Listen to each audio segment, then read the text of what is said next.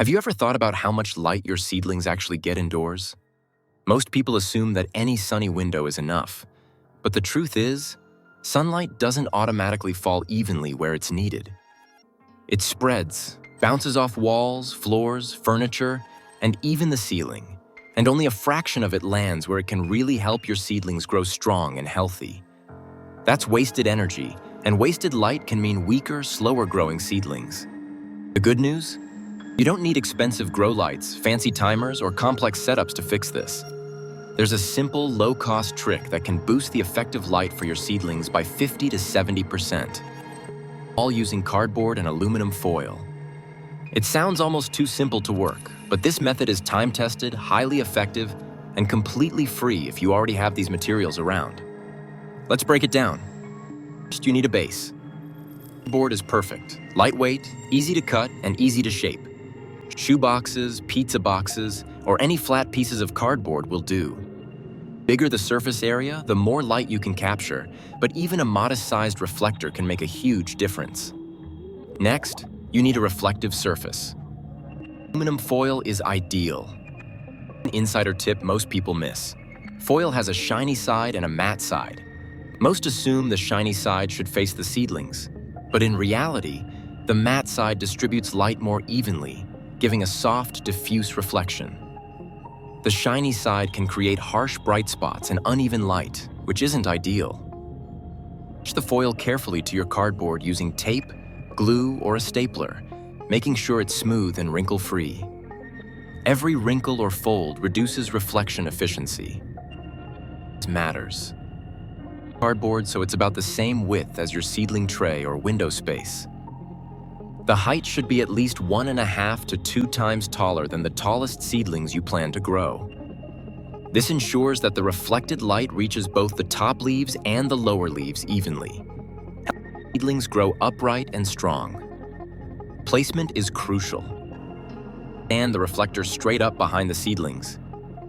Top slightly backward, like an open book leaning back. This angle captures more light from above and spreads it evenly across the seedlings. Coverage, consider creating a 3-sided reflector setup. Seedlings and one on each side. This forms a light pocket, where sunlight has nowhere to escape except directly onto your seedlings. Stability is important. Make sure the reflectors won't tip over. Lean the wall, prop them with books, or secure them gently with string. You don't want them sliding or falling, which would ruin the effect and could damage your seedlings when they are eventually planted. Cleanliness also matters. Dust and fingerprints on the foil dramatically reduce its reflectivity. Wipe with a soft cloth every week or 2. It's a simple 15-second task that makes a huge difference. Another key factor. Don't put seedlings in too tightly with the reflectors. Leave small gaps for air circulation.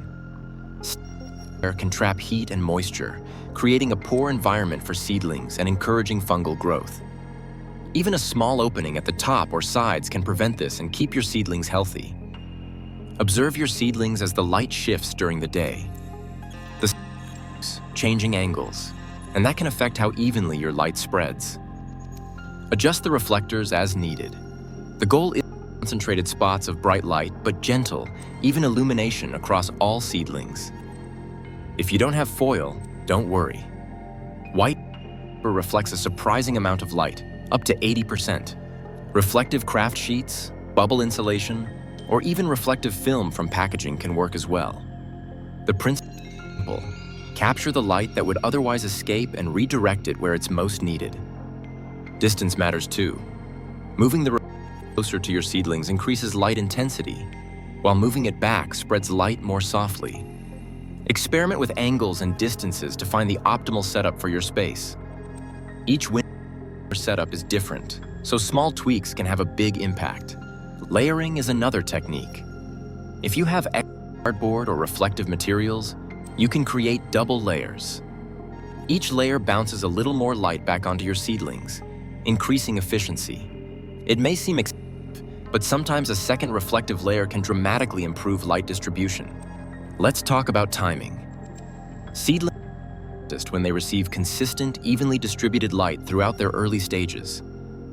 Using a reflector ensures that light reaches all parts of each seedling, preventing uneven growth, elongated stems, and weak leaves.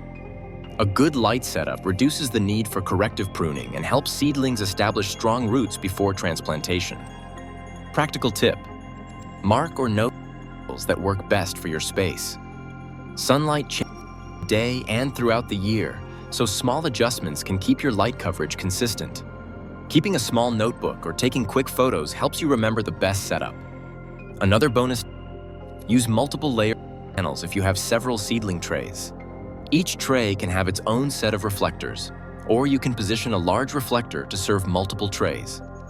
The goal is to maximize light efficiency without electricity.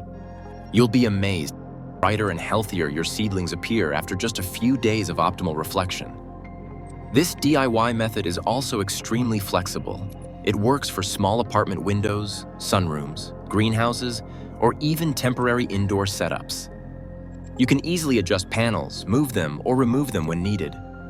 Unlike permanent or electrical grow lights, this approach lets you experiment and find the best light for each batch of seedlings. You might be wondering, what about intense direct sunlight? Won't it burn reflected? The answer is no. The matte side of the foil diffuses the light, preventing hot spots and harsh glare. The goal is even, gentle illumination that mimics natural sunlight, not a concentrated beam. And here's a simple effectiveness. Place a small sheet of paper where the seedlings will be. Observe how light spreads throughout the day and see if there are any dim spots. Adjust the reflector so the paper is evenly illuminated. Then your seedlings will get the same benefit. For long-term use, you can easily swap out foil or cardboard if they get worn or dusty. It's a low-maintenance, low-cost solution that lasts for many growing cycles. You can even decorate or label them, making them a fun part of your indoor gardening setup. The benefits are clear: stronger stems, leaves, and seedlings that are ready to thrive once transplanted outdoors or into larger containers. By improving light distribution, you reduce the risk of weak, leggy seedlings and increase overall plant vigor. Remember, this setup doesn't replace proper soil, watering, or nutrient care. It complements these elements. The light is the energy source, and your care provides the resources. Together, they ensure that seedlings grow resilient, strong, and healthy. Finally, share your results. Friends, neighbors, or fellow gardeners will appreciate this simple trick. Once they see the difference in seedling growth, they'll want to try it too. It's cheap, easy, and effective. And it works every time if you follow these simple principles. So grab some cardboard, aluminum foil, and get started. Tilt, adjust, clean, and observe. In just a few days, your seedlings will look more robust, evenly grown, and ready to tackle the next stage of growth. And remember, every tweak you make counts. A small change in angle, a little extra reflection, or cleaning off a dusty surface can turn ordinary window light into full-spectrum energy for your seedlings.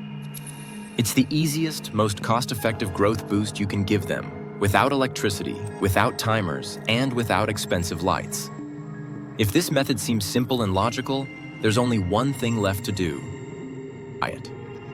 Test different setups, see what works best for your space, and watch your seedlings thrive. Once you've seen the results, you'll understand why so many gardeners swear by this basic yet incredibly effective DIY reflector setup.